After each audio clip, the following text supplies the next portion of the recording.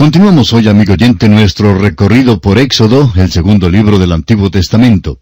En este capítulo 2 que comenzamos hoy, Dios prepara a un libertador para su pueblo. Encontramos también el nacimiento de Moisés, los primeros 40 años de Moisés en el palacio de Faraón.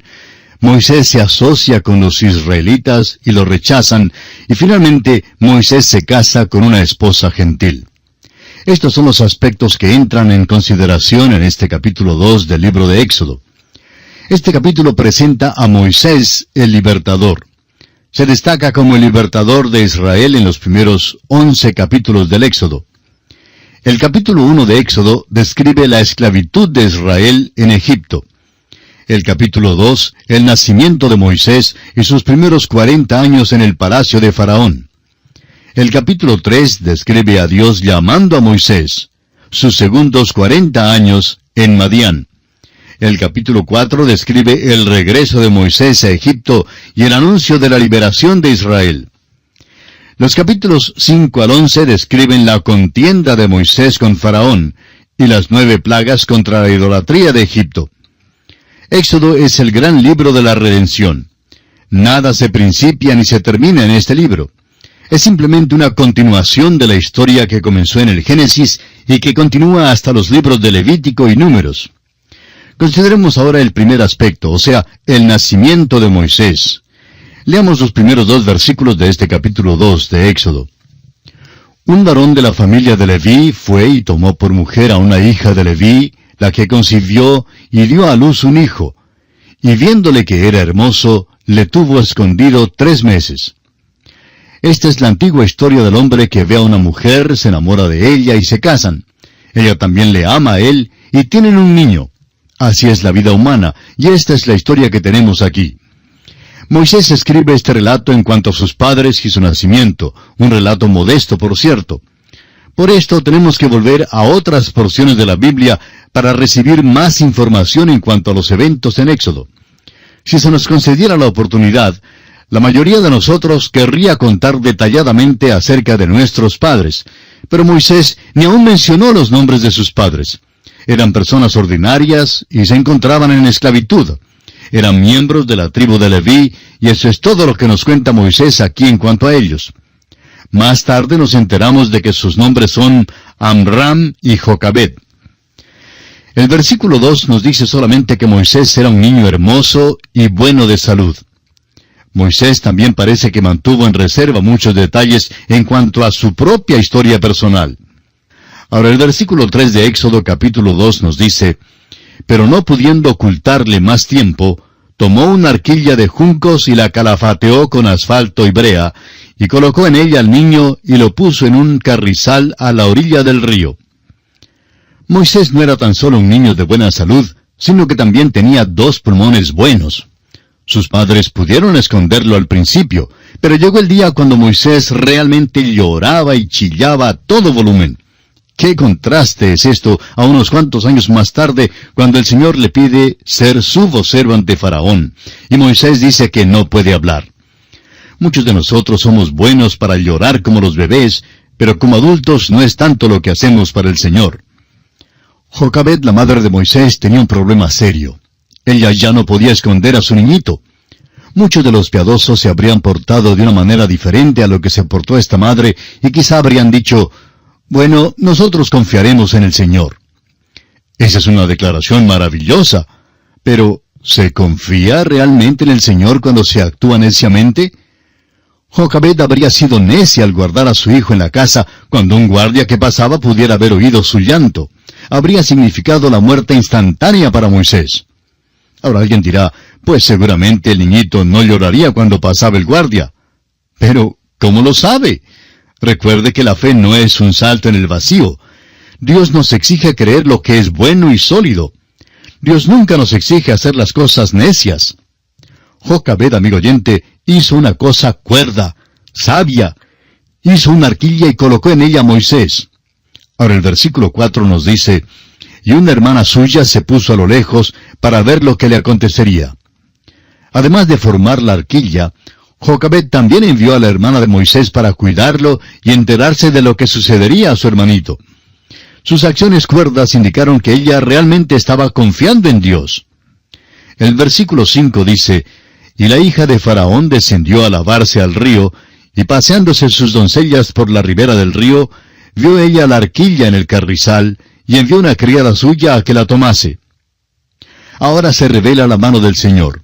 El Señor intervendrá en esta situación. Esto es lo que hace el Señor cuando uno hace uso del sentido común, y Jocabed lo había utilizado. Bueno, la hija de Faraón vino al río Nilo para lavarse. Sin duda era un sitio retirado, y allí estaba la arquilla. Entonces ella mandó a una de sus criadas a que se la trajera. El versículo 6 nos dice, «Y cuando la abrió, vio al niño, y he aquí que el niño lloraba. Y teniendo compasión de él, dijo, de los niños de los hebreos es este». Aquel mismo momento era el preciso para que el niñito llorara. El hecho es que el Señor pellizcó al pequeñito Moisés y él se puso a llorar. Y en ese momento Dios juntó dos cosas que él había hecho, el llanto de un bebé y el corazón de una mujer. La hija de Faraón simplemente no pudo dejar pasar inadvertido a este pequeñito. Ahora el versículo 7 dice entonces su hermana dijo a la hija de Faraón, «¿Iré a llamarte una nodriza de las hebreas para que te críe este niño?»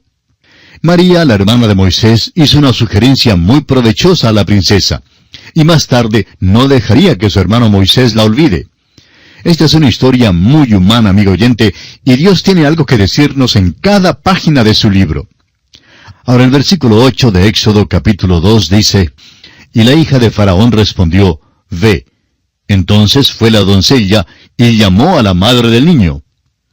Este es un verdadero cambio de eventos y muestra cómo Dios realmente obra cuando nos portamos y andamos cuerdamente por la fe. La misma madre del niño fue llamada para criarlo y le pagaron para hacerlo. Nada puede sobrepasar esto, amigo oyente. Nada puede sobrepasar a Dios cuando Él obra en nuestros corazones y en nuestras vidas. Leamos ahora los versículos 9 y 10 de este capítulo 2 de Éxodo. A la cual dijo la hija de Faraón, «Lleva a este niño y críamelo, y yo te lo pagaré». Y la mujer tomó al niño y lo crió. Y cuando el niño creció, ella lo trajo a la hija de Faraón, la cual lo prohijó, y le puso por nombre Moisés, diciendo, «Porque de las aguas lo saqué». El nombre Moisés significa sacado. Y la hija de Faraón le puso un nombre así porque ella lo había sacado del agua.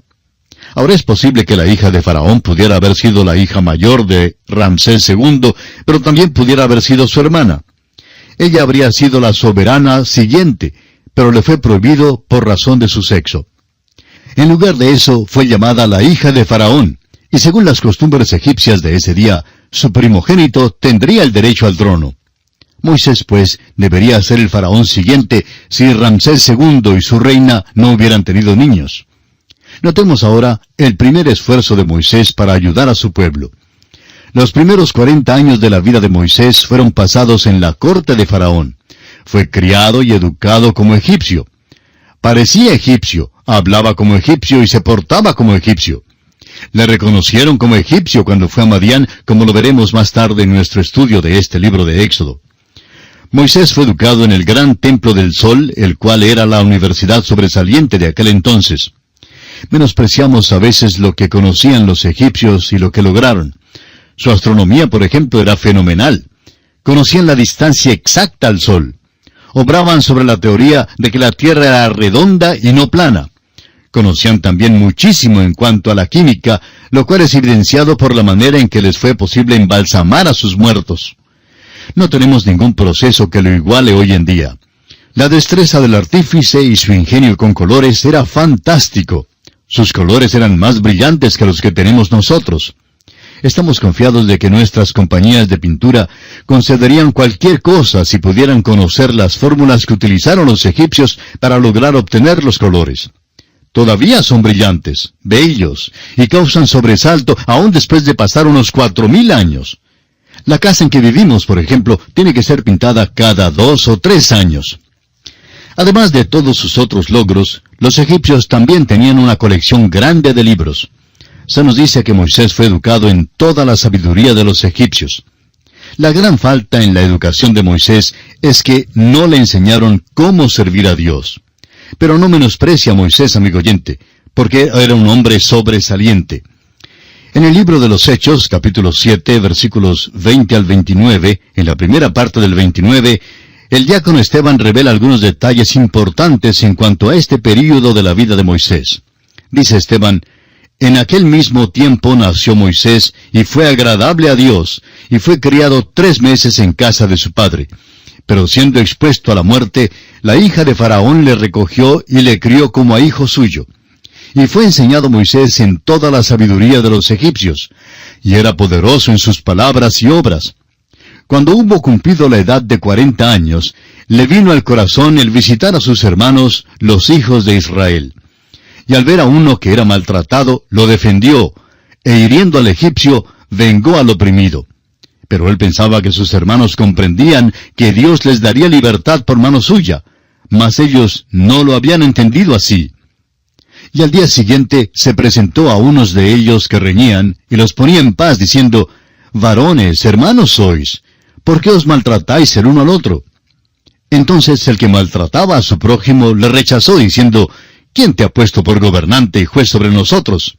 ¿Quieres tú matarme como mataste ayer al egipcio? Al oír esta palabra, Moisés huyó. Hasta aquí lo que dice Esteban. En otras palabras, toda su educación en Egipto no era suficiente para preparar a Moisés para liberar a los israelitas. Un día, cuando salió a visitar a sus hermanos, vio que un egipcio maltrataba y oprimía a uno de su pueblo, y Moisés mató al egipcio. Moisés entonces miró para un lado y para el otro para ver si su hecho había sido visto. Pero lo malo es que Moisés no miró hacia arriba. Debió haber mirado hacia arriba, a Dios. Y él le habría prohibido hacer tal cosa, porque Moisés se anticipó a Dios en unos 40 años en la tarea de librar a los israelitas. Por eso, Dios le pondrá en lo profundo del desierto. Leamos ahora el versículo 15 de este capítulo 2 de Éxodo. Oyendo Faraón acerca de este hecho, procuró matar a Moisés, pero Moisés huyó de delante de Faraón y habitó en la tierra de Madián. Consideremos ahora el siguiente aspecto. Moisés toma una novia gentil allí en Madián. Moisés había pasado 40 años en Egipto, pero esto no lo preparó para lo que iba a pasar. Leamos los versículos 16 al 20 de Éxodo capítulo 2. Y estando sentado junto al pozo, 7 hijas que tenía el sacerdote de Madián vinieron a sacar agua para llenar las pilas y dar de beber a las ovejas de su padre. Mas los pastores vinieron y las echaron de allí. Entonces Moisés se levantó y las defendió, y dio de beber a sus ovejas. Y volviendo ellas a Reuel, su padre, él les dijo: ¿por qué habéis venido hoy tan pronto? Ellas respondieron: un varón egipcio nos defendió de mano de los pastores, y también nos sacó el agua, y dio de beber a las ovejas. Y dijo a sus hijas: ¿dónde está? ¿Por qué habéis dejado a ese hombre? Llamadle para que coma. Séfora es dada a Moisés, y él la toma como novia. Es interesante que muchos de los hombres en el Antiguo Testamento son tipos de Cristo. Todos los detalles de sus vidas no representan a Cristo, pero ciertamente lo representan de alguna manera. Moisés mató a un hombre, pero Cristo no fue asesino. Cristo es nuestro Salvador. Jonás es un tipo de Cristo en su resurrección, pero no al huir de Dios. Moisés, en el tiempo de su rechazo, tomó a una novia. Israel ha rechazado a Jesucristo como su Salvador, y nosotros hoy vivimos en el día de aquel rechazo. Pero en estos días, Cristo está llamando de afuera una novia para sí mismo, y aquella novia es la iglesia. Así pues, encontramos a Moisés en la tierra de Madián. Durante los próximos 40 años, Madián será su hogar. Allí le nacen 2 hijos, y en el desierto Moisés comenzará su preparación para llegar a ser el libertador de Israel, sacando a este pueblo de su servidumbre en Egipto. Leamos ahora el versículo 21 de Éxodo capítulo 2. Y Moisés convino en morar con aquel varón, y él dio su hija Séfora por mujer a Moisés. Siempre ha habido una pregunta en cuanto al estado matrimonial de Moisés. Estamos seguros que debe haber amado a su esposa, pero el relato que tenemos aquí no revela una relación maravillosa. Esta parte de su vida es una de las cosas que Moisés más o menos pasa por alto. Ahora, el nombre Séfora significa gorrión, y su esposa a lo mejor era pequeña. Leamos los versículos 22 al 25 de este capítulo 2 de Éxodo. Y ella le dio a luz un hijo, y él le puso por nombre Gersón, porque dijo, forastero soy en tierra ajena. Aconteció que después de muchos días murió el rey de Egipto, y los hijos de Israel gemían a causa de la servidumbre, y clamaron, y subió a Dios el clamor de ellos con motivo de su servidumbre. Y oyó Dios el gemido de ellos, y se acordó de su pacto con Abraham, Isaac y Jacob. Y miró Dios a los hijos de Israel, y los reconoció Dios. Dios está preparándose para librar a los hijos de Israel. Moisés había sido educado para ser aquel libertador. Dios no escogió librar a los israelitas porque fueran superiores a los egipcios, ni porque hubieran sido verdaderos y fieles, ni porque se hubieran apartado de la idolatría. Este pueblo había sido muy infiel a Dios. Servían a los ídolos antes que a Él. Usted recordará que después que habían sido liberados de Egipto y Moisés les había guiado al desierto, los israelitas no pudieron esperar para hacer un becerro de oro fundido para adorarlo. Dios deseaba librarlos porque ellos se encontraban en una posición desvalida, desesperada como esclavos en Egipto, y a menos que alguien interviniera por ellos, hubieran perecido. Dios da dos razones para librar a Israel. En primer lugar, oyó el gemido de ellos, y en segundo lugar, se acordó de su pacto con Abraham, Isaac y Jacob. La condición desesperada de Israel llamó la atención del corazón de Dios, y su promesa de traer de vuelta a los descendientes de Abraham a la tierra después de 400 años causaron que Dios proyectara un plan para librarlos.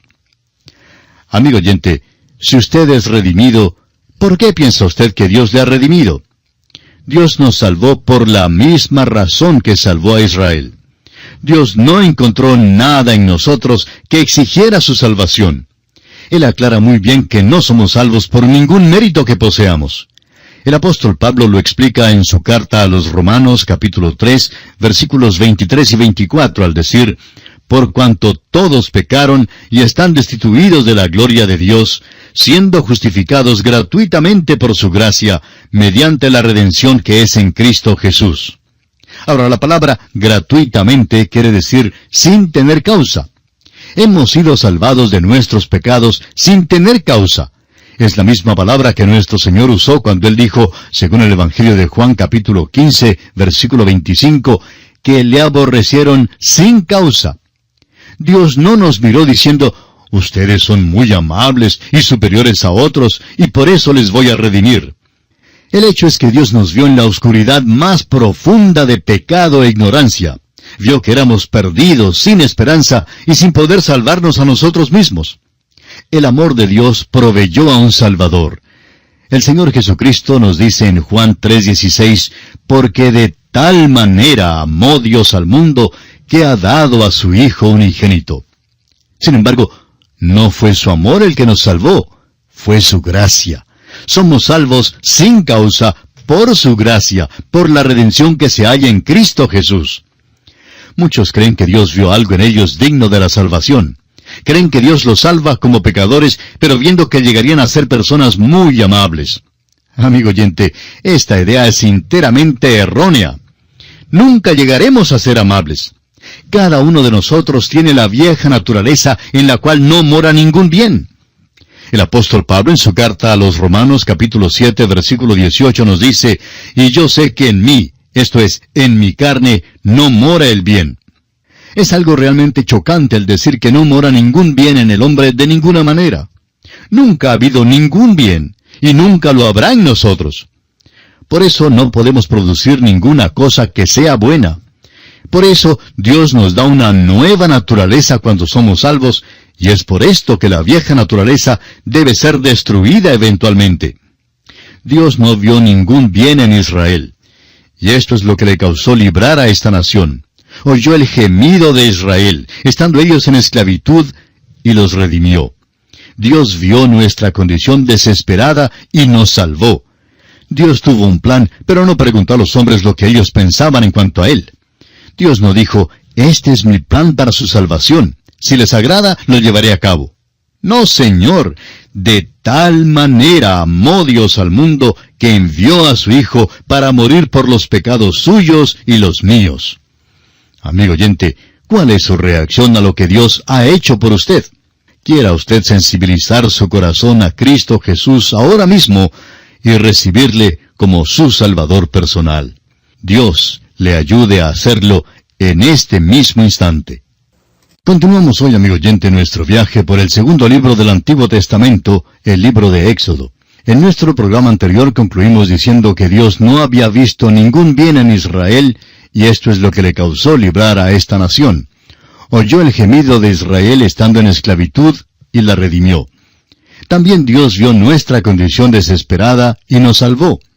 Dios tuvo un plan, pero no preguntó a los hombres lo que ellos pensaban en cuanto a ese plan. Dios no les dijo, bueno, este es mi plan para su salvación. Si les agrada, lo llevaré a cabo. No, Señor. De tal manera amó Dios al mundo que ha dado a su Hijo unigénito para morir por los pecados del mundo. El Hijo se puso de acuerdo para venir y el Padre se puso de acuerdo para salvar a quien quiera que confiara en Cristo para recibir la salvación. Dios dice, esta es la salvación que les ofrezco. Acéptenla o déjenla.